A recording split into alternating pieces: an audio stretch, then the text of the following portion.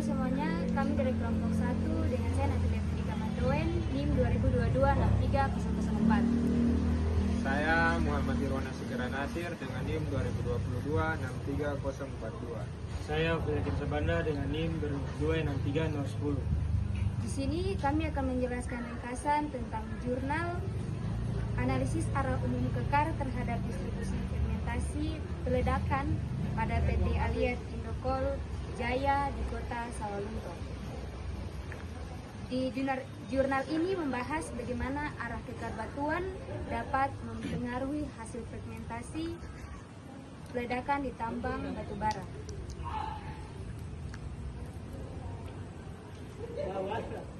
Dalam kegiatan peledakan, ukuran batuan hasil ledakan atau fragmentasi yang sangat penting. Perusahaan menargetkan ukuran dari 100 cm agar proses pengangkutan dan penghancuran lebih efisiensi.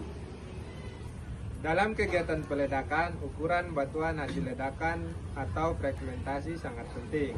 Perusahaan menargetkan ukuran kurang dari 100 cm agar proses pengangkutan dan penghancuran lebih efisien. Namun, salah satu faktor yang sulit dikendalikan adalah struktur geologi, terutama kekar, yaitu retakan alami pada batuan. Untuk mengetahui arah dominan kekar, pengaruhnya terhadap fragmentasi, serta menentukan arah peledakan yang tepat agar hasilnya optimal. Penelitian ini dilakukan di 3 lokasi, yaitu Blok Barat, Sentral Puncak, dan Blok Timur. Data kekar diperoleh dengan metode scanline, sementara data batuan diperoleh dari pengujian UCS dan spesifik gravity di laboratorium. Analisis dilakukan menggunakan parameter RMD atau Rock Mass Description, GPS atau Joint Plane Spacing, JPO atau Joint Plane Orientation, SGI atau Specific Gravity Difference, Hardness. Dari kelima parameter tersebut diperoleh Stability Index sebesar 38,5, yang berarti batuan termasuk kategori mudah diledakkan. Hasil dan analisis menunjukkan bahwa arah umum kekar dari semua lokasi memiliki pola yang sama, yaitu barat laut ke tenggara. Di wilayah barat, north 315 derajat east sampai north 320 derajat east, dan north 135 derajat east sampai north 140 derajat east.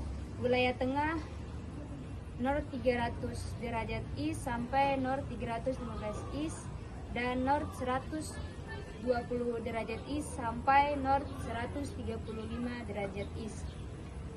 Di wilayah timur ada north 335 derajat east sampai north 340 derajat east, dan north 155 derajat east sampai north 160 derajat east. Dan rata-rata ukuran fragmentasi hasil peledakan adalah 22,1 cm, jauh di bawah target 100 cm, sehingga dikategorikan baik dan efisien. Dari hasil analisis dapat disimpulkan bahwa batuan di lokasi penelitian mudah diledakkan. Arah umum kekar berarah barat laut sampai tenggara. Agar energi peledakan menyebar merata, arah peledakan dilakukan searah dengan kekar. Namun delay time dibuat berlawanan arah kekar.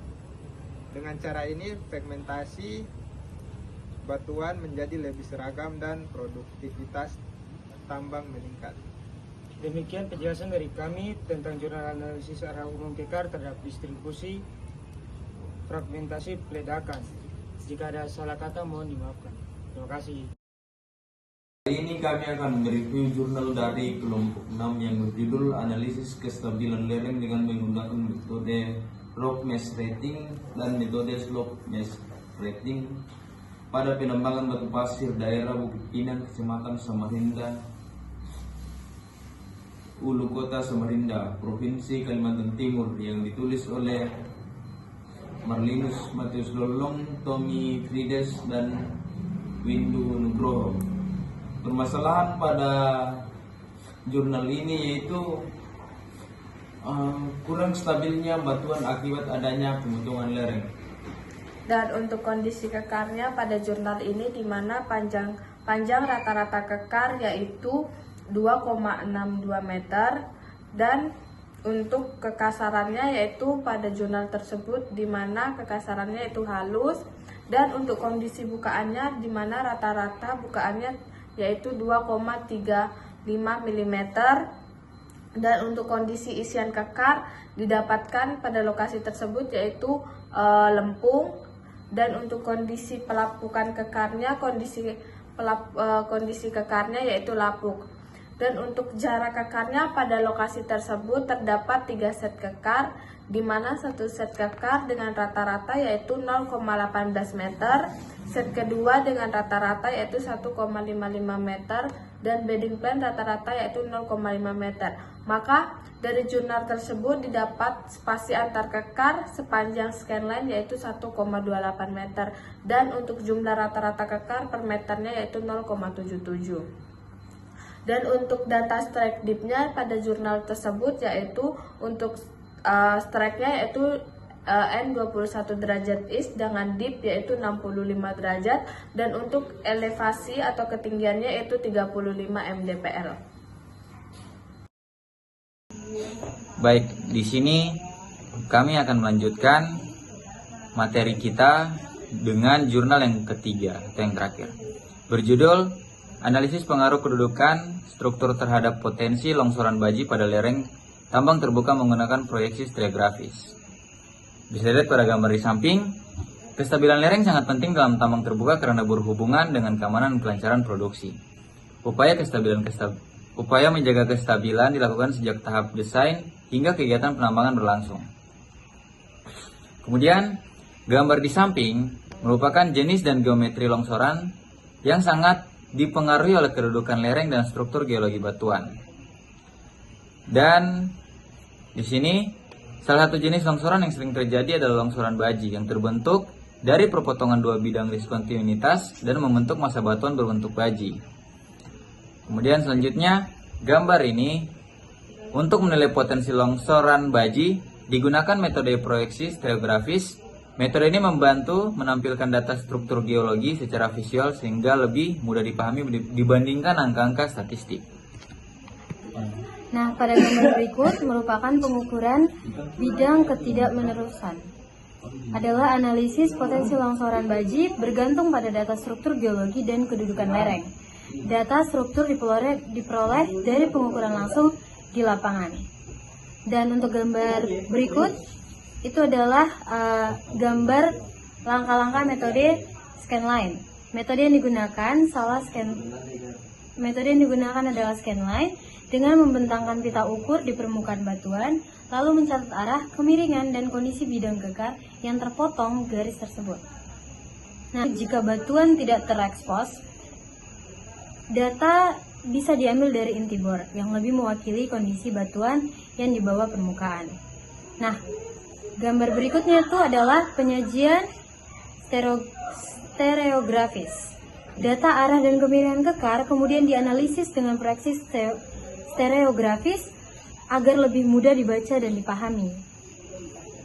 Dan gambar yang terakhir ini adalah tampilan gambar animasi atau diagram plotting pada stereonet. Dalam stereonet, garis yang diwakili oleh titik sedangkan bidang diwakili oleh lengkung.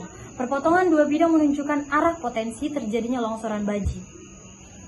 Perhatikan gambar berikut. Gambar berikut merupakan persyaratan geometri.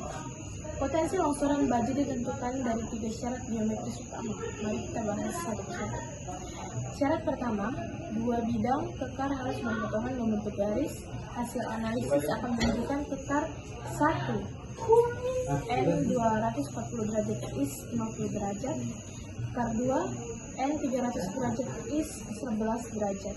Keduanya membentuk garis N321 derajat east dengan kemiringan 18 derajat. Syarat ini terpenuhi. Syarat berikutnya, kemiringan garis perpotongan harus lebih landai dari lereng dan arahnya memotong muka lereng. Ikan gambar selanjutnya merupakan kondisi tambang terbuka. Tambang memiliki 4 lereng utama: High Well, Low Well, Side Well East, dan South Well West. Pada High Well, arah perpotongan N 320 derajat East memotong arah lereng N 340 derajat East. Kemiringan lereng 21 derajat, lebih curang dari 18 derajat, sehingga potensi longsoran baji ada. Low Well dan Side Well East. Pada gambar terakhir menunjukkan Low Well dan Side Well East. Pada Low Well, arah berlawanan dan kemiringan 11 derajat, jadi tidak ada potensi untuk longsoran. Pada Side Well East, walau lereng 30 derajat lebih curang, arah perpotongan tidak sesuai, maka tidak berpotensi longsor. Sekian hasil dari presentasi kelompok 1. Kurang dan lebihnya mohon dimaafkan. Terima kasih.